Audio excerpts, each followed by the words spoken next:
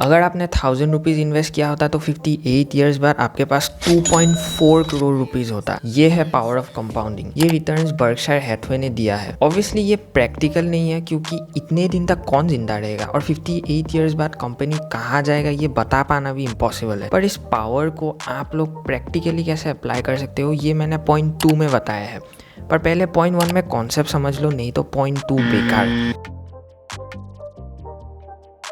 आपको वो राजा और कवि का कहानी तो ऑलरेडी पता ही होगा, जहाँ कवि चेस बोर्ड में राइस ग्रेन्स डालने बोलता है।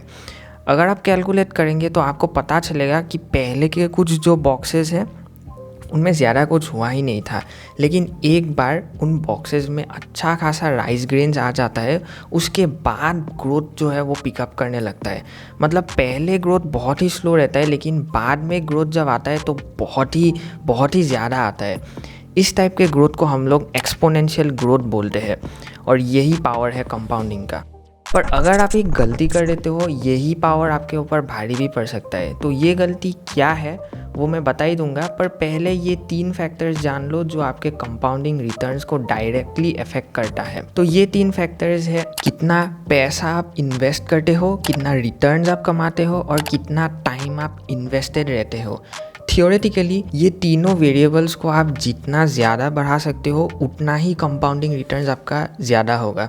पर रियल लाइफ में थोड़ा सा ट्रिकी हो जाता है क्योंकि हाई रिटर्न्स वाले इन्वेस्टमेंट्स आपको इतना फ्रीक्वेंटली मार्केट में मिलेगा ही नहीं, और आप ज़्यादा ढूंढने की कोशिश करोगे तो आप रिस्की इन्वेस्टमेंट्स में चले जाओगे। तो ट्राई करो कि एटलीस्ट फर्स्ट और थर्ड वेरिएबल जो है उसको जितना हो सके बढ़ाओ।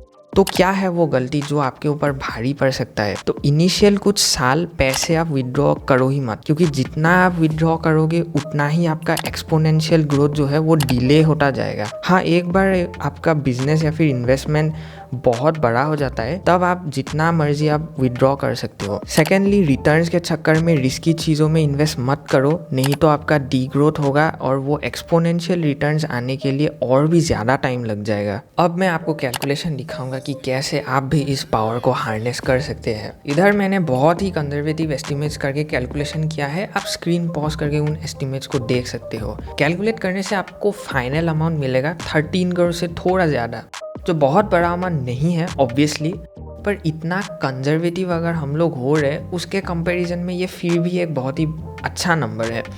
और ये एक्चुअली बहुत जन को रिटायरमेंट के लिए एक डिसेंट नंबर भी लगेगा। और मैंने इधर 10,000 रुपीज़ का मंथली इन्वेस्टमेंट एज्यूम किया है, जो मैं बहुत ही श्योर हूँ कि आप इजीली इससे ज़्यादा इन्वेस्ट कर लोगे। इनिशियली तो नहीं, पर एटलीस्ट कुछ साल बाद जैसे जैसे आपका जॉब में प्रमोशन होता है या फिर आप बिजनेस को और बड़ा करते हो तब आप कर लोगे। प्लस अगर आप मैरिड है तो जॉइंट अकाउंट से आप और भी ज़्यादा इन्वेस्ट कर लोगे। इधर मैंने 30 इयर्स कंसिडर किया है इन्वेस्टमेंट के लिए, पर अगर आप 5 साल थोड़ा और खींच लेते हो तब आपका ग्रैंड टोटल आएगा 28 करोड़।